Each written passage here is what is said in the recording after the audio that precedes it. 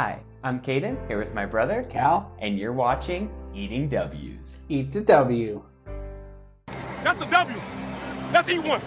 That's E1. That's a W. On today's episode of Eating W's, we have our NFL Week 5 recap. Before we jump into some of the games we want to talk about, we actually have a good bit of news this week. Considering we had little to none last week, it really opened up this week. Yep. Starting off with an extension, and a very important extension for how running backs will be paid in the future. Jonathan Taylor gets a 3-year, $42 million deal from the Colts. So after all these running backs all offseason talked about wanting to get paid, and then they all ended up just taking franchise tags like Josh Jacobs or 1-year, $12 million deals like Saquon Barkley, all of a sudden, boom, here's Jonathan Taylor getting that true extension, that 3 years, and getting paid some pretty damn good money at $42 million, which I'm happy to see. I think the running backs, they probably put their body on the line more than anybody else, as you can see with guys like Nick Chubb this season and that bad injury he had. So it makes sense that they should get paid just as much, if not more, as some of those other skill premier positions. And this will cancel any trade requests now from Jonathan Taylor, so he will not be getting traded, which I thought he'd be getting traded first. Before, it seemed like that relationship in Indianapolis was irreparable, but it seemed to have been able to get enough brought back together enough to get the deal done. Jim Irsay was just messing with us. I guess. He's just trying to throw everybody else off of his track. But yeah, after Zach Moss has had a very solid season without Taylor playing, we'll see if Taylor can continue that success in the Indianapolis run game. Now a group of trades here, 3 of them to be exact, starting with Chase Claypool being traded to the Miami Dolphins. We also have Randy Gregory being traded to the San Francisco 49ers. And finally, one that just happened today when we are recording on Tuesday the 10th, Van Jefferson is now being sent to Atlanta to play with the Falcons. My favorite one out of that group is probably the Van Jefferson trade to the Falcons. I mean, the Rams finally have Tutu Atwell, who was a 2021 draft pick, if I'm not mistaken, stepping up and really coming into the role that he should as that slot receiver. And then they had surprise rookie star Puka Nacua, who they grabbed in the 5th round. And of course have Cooper Kupp, so there's just really not another person, or room for another person, a good wide receiver in that receiver room. So why not get some value out of a guy like Van Jefferson, who can definitely bring value to a team that he's on, and should really bring value to the Atlanta Falcons in their struggling passing game. Yeah, you'd think, but they have quite a lot of weapons down there in Atlanta now. Maybe it's the quarterback that can't get the ball to him, because they have Drake London, Kyle Pitts, Jonnu Smith, Bijan Robinson. Now don't they have Bryan Edwards? Yeah, but Bryan Edwards, I thought he was going to be really good, but he just never panned out. Never did. In Vegas or Atlanta. I don't think he is there anymore, actually. I think they moved him somewhere else. But I always thought he'd be pretty damn good, but he just could never really get it together. And then sadly, to end off the news segment here, we got quite a few injuries, starting with both Miami running back Devon Achane and Colts quarterback Anthony Richardson, who will both be missing a couple of weeks and indefinitely with separate injuries there. And then for a couple of season-ending injuries with Elijah Vera Tucker, the Jets left guard, will be out for the season with a torn Achilles. Matt Milano, star linebacker for the Buffalo Bills, will be out with a broken leg. And Packers tackle David Bakhtiari personally confirmed that he will be missing the rest of the season as well with a knee surgery that he recently had. And then from a Packers injury to a Vikings injury, Justin Jefferson was put on injury reserve with a hamstring injury. A lot of the reports I've seen are saying that it will only be those 4 weeks. Then they're even, if anything, being a little cautious with him missing those whole 4 weeks. But that's a big player to not have for 4 weeks. I think we'll be able to get along without him because except for the 49ers game that we have coming up in week 7, we do have a relatively easy schedule these next 4 games.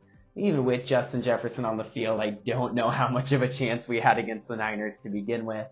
But with guys like KJ Osborne and new rookie Jordan Addison, I think that we'll see a lot more from the run game and not too much of a drop off in the pass game. Yeah, and It's really too bad about David Bakhtiari. He's just had knee troubles ever since he tore his ACL in December of 2020, and he just has never been able to get back to full strength. And as far as Justin Jefferson goes, I've heard it actually could be longer because it depends on how well the Vikings play. That if they're out of contention, that he could sit longer because they never got that contract done in the offseason. That's a good point. I guess I didn't really think about that. Yeah. I was just looking at it surely from the injury standpoint. So those were that was our news for this week. Now we will jump into the game, starting with the Packers game, in which the Green Bay Packers headed to Las Vegas to take on the Raiders on Monday Night Football and barely fell by a score of 13-17.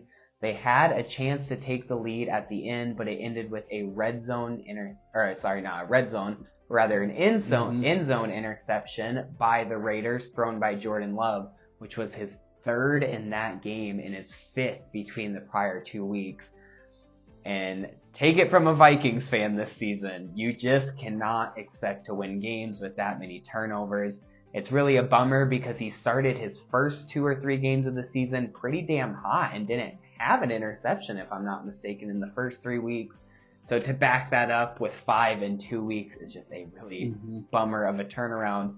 But good stuff by the Raiders. Davante Adams was able to get a couple of good jabs in clutch situations against his former team. And Josh Jacobs was able to get into the end zone for the lead-taking touchdown. So those are the 2 guys who are talking about how tired they were of losing, and they both made pretty big plays in the third and fourth quarter of that game. Yeah, and should have expected the Raiders to come out on top here because of not only that, of Davante coming out and saying how he was sick of losing. Of course, they were going to rally together and come out and beat this team, but also because of Max Crosby. Man, was he a game wrecker. He was having pressure on Jordan Love all night. He was probably the reason for those 3 interceptions just because, Jordan Love is not one to hold on to the ball. He at least will gunsling it around, and it just has been biting him these last few weeks. And it's too bad because he did play good those first 3 weeks, and these last couple of weeks he's kind of played, I don't want to say bad, but not as good. He looks like we talked a lot about with CJ Stroud and just with younger quarterbacks in general, where you talk about the game slowing down for them. It's the weirdest thing. It kind of looked like it started pretty slow for him and then has slowly sped up throughout the season, which it's like is not a good thing to say. As the season has gotten more older and more mature, and then things have gotten more intricate on defenses, and it seems like Jordan Love has not been able to figure those out in the last few weeks. Yeah, and the surprise star for the Raiders in this one was actually Jacoby Myers, who picked up 75 yards and a touchdown, and has really proved himself to be a solid addition and a very solid number 2 there in Las Vegas. Now moving on to another very sad game for us, with the Chiefs heading to Minnesota to take on the Vikings without Taylor Swift, may I even add, and winning by a score of 27-20 on the road. I thought since they didn't have Taylor Swift, maybe the rest would kind of push it in our direction to try to get us a win since Taylor Swift wasn't there. But it was actually the opposite. The refs do continue to bail out the Chiefs in every way that they can find, picking up flags, telling players to put their helmet on instead of throwing the flag on them like they're supposed to. That one. Calling flags on a 4th and 1 defensive pass interference when the receiver literally wraps around the safety. Just normal Chiefs things at the end of the day. I'm not going to sit here and act like the Vikings played amazing because they really didn't. They still had a turnover on the very first play of the game because why would the Vikings not start the game without turning the ball over? That just kind of seems to be our MO for this season. But I think that this was a very winnable game. I do think that the Chiefs got bailed out again. Not as badly as they did against the Jets. The Jets one was horrific to watch. Ours was more just irritating to watch and unbelievable that it happened in the second week in a row. Vikings definitely could have played better. The Chiefs by no means played bad. But it's just really irritating to see the refs push a game in either direction, no matter how many weeks in a row it happens or which team it's happening to. The NFL likes their celebrities, and their celebrities are Patrick Mahomes and Andy Reid, and and Taylor Swift now. and hey, look at the rise in ratings on the games that she's there. How can the NFL not factor in, these decisions? But one thing that really got me was the player that took off his helmet and argued with the ref. And then the ref, you could actually see him mouth it. Put your helmet back on. Now that should be a 15-yard personal foul every time when a helmet is voluntarily removed like that. So that is very shocking to see that was not called and he was only given a warning.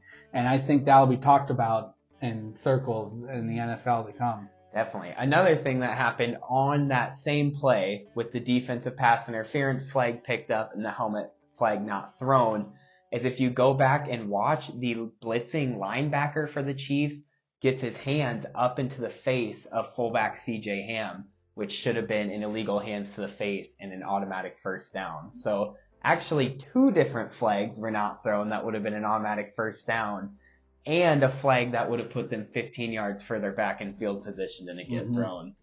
Like I said, not saying it's the reason we lost, just really dumb to see. That helmet one was fishy. That was a bad one. That was bad looking. Yep.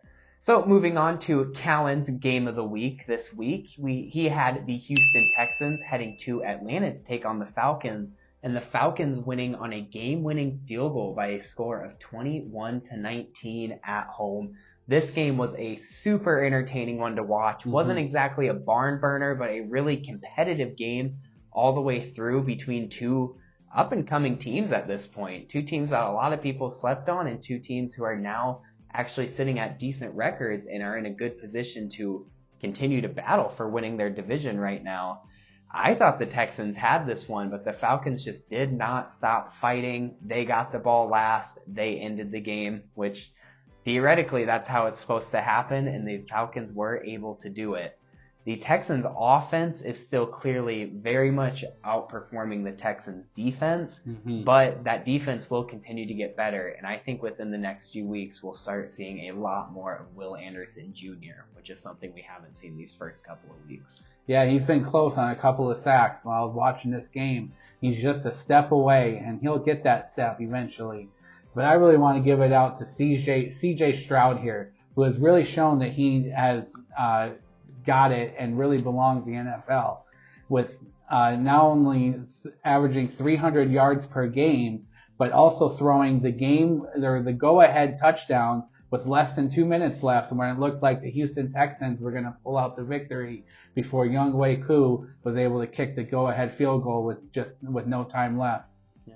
And if I'm not mistaken, he might be the only quarterback in the league right now with 0 interceptions. I believe so. Weeks, which that is more impressive than anything for a rookie to not throw that many interceptions. He broke the record for most passes to start a career without an interception. Yeah, that is just awesome to see for him. And another shout out in that game is Bijan Robinson making another inhuman cut.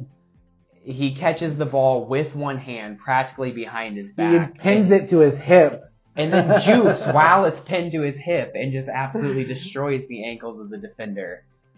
It's just inhuman, some of the stuff that guy does. He's going to be really good for a few years and then just disappear like all the other running backs. That is kind of how it goes, especially with the ones at that high of a level. But fingers crossed that he doesn't. I really like Bijan Robinson. I hope he can keep it going.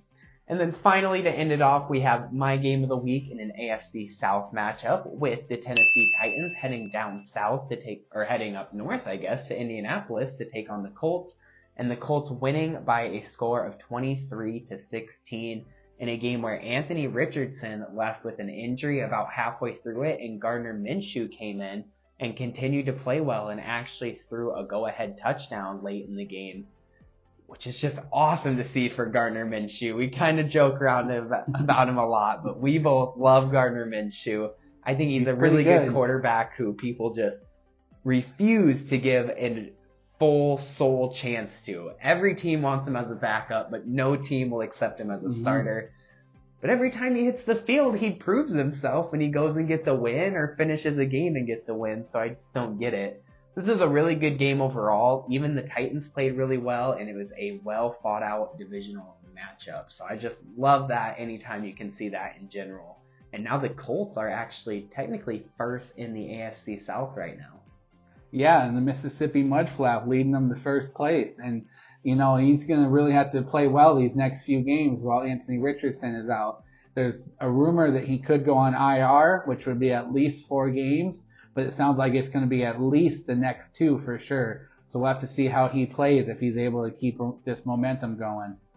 Funny little tidbit about this game. Colts linebacker Zaire Franklin now calls himself the Kingslayer because of the huge tackle he made on Titans running back Derrick Henry to end the game late in the fourth quarter, which I don't like someone giving themselves a nickname like that, but kudos to the confidence and the skill to back it up tackling a guy like Derrick Henry. So pretty cool to see it in this situation. That was our NFL Week 5 recap. Stay tuned until tomorrow when we talk about our NFL Week 6 predictions. But until then, don't forget to eat the W.